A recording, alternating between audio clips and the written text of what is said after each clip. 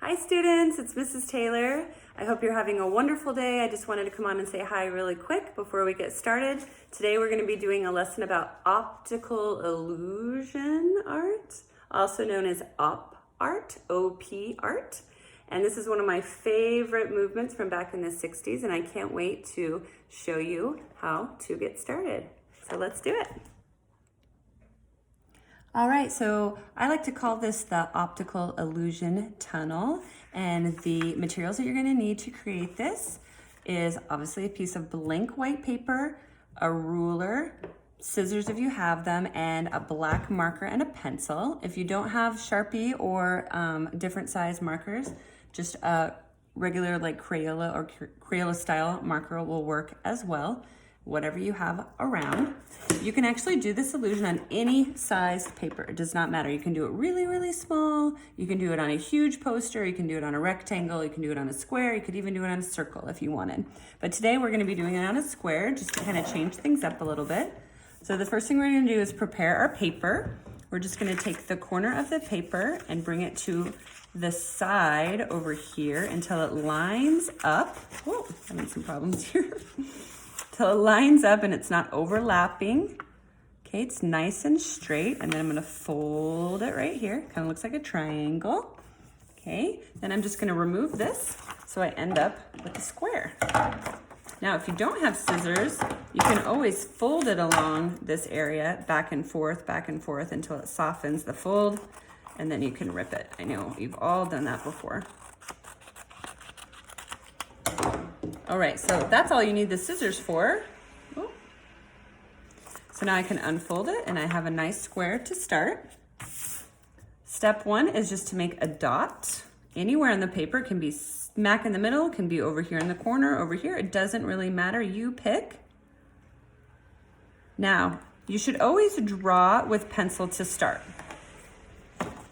You're gonna be using your ruler and your pencil. I'm gonna be doing it in marker today just because I think it's a lot easier to see on the camera, but you start with pencil. That way, if your line isn't straight or if you accidentally drew too many lines, you can go back and erase it.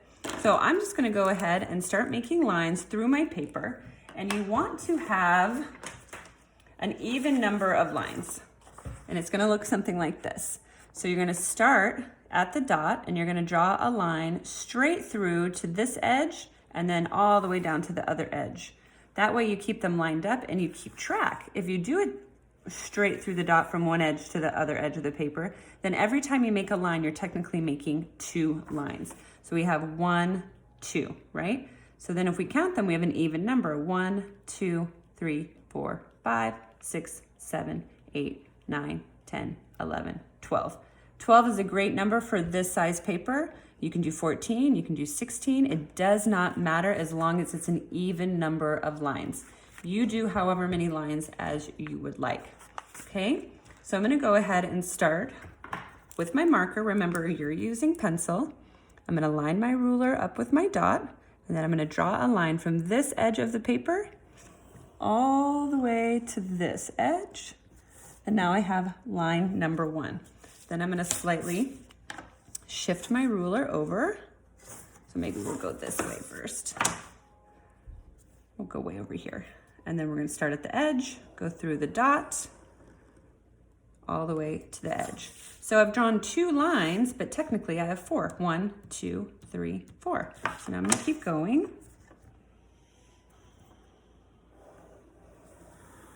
And now I have 6. 1, 2, 3, 4, 5, 6, until I get it all the way spread out, all the way around. So we have 12 lines on this one. You might end up with 10, you might end up with 14. And then your next step is just to create the curved lines that go in between the straight lines. And I like to think of them as a happy curved line or a sad curved line. A curved line that goes up or a curved line that goes down. So I'm gonna start in one section, maybe the biggest section, and I'm gonna make lines that curve up. Okay, so it'd be my happy curved line. And I think if you start in the biggest section, it tends to be easier because then you can line them up really easily all the way around. So I'm gonna start kind of close to my dot. And then as I add on a curved line, I wanna make sure that I increase that amount of space in between each curved line, right? So you would want them to be spaced out like this, not really super close together like this. Because what that does is it gives that illusion of depth, right? That things are going away from us, it's falling down a tunnel. And just so you know, for this size paper, if you started on the biggest section, you should be able to fit 4, maybe 5 curved lines. So I'm doing my upward curved line or my happy, and it might even go off the edge of the paper, which is fine. And then for my next section, I'm just gonna switch it. So I'm gonna switch from my happy upward curve to my downward curve. And I just have to meet the first one so they connect.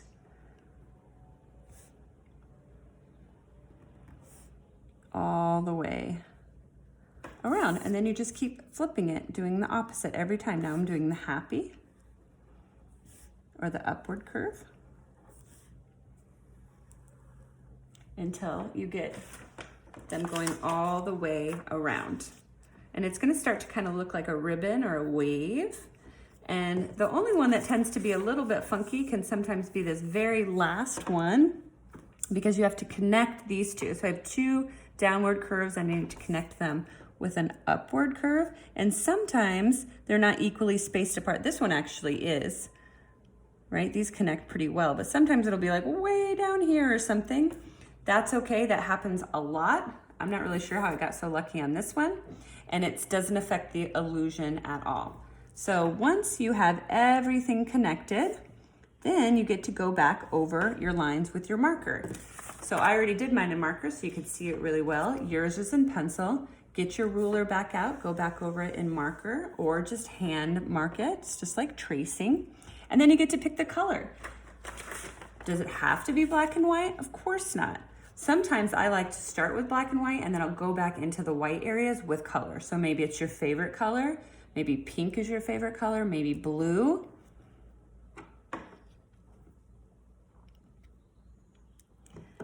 So then maybe you're doing pink and black, blue and black, maybe even do rainbow. I've done that before, it looks so awesome. So all different colors filled into the white spaces. Maybe you don't do black at all. Maybe you do 2 different colors. Maybe you do green and blue or red and yellow. It really doesn't matter what colors you pick, it's whatever you like. And then you're done. So really the most time-consuming part of this project is the coloring, but that's why I like optical illusion art so much, because it gives you some time to just kind of zone out on your art and focused, and then you have that feeling of calm, and then you have this amazing art piece at the end that also kind of looks like an illusion. Well, I hope you liked this art lesson. Please email me or your teacher and send us photos, and we can't wait to see what you've created.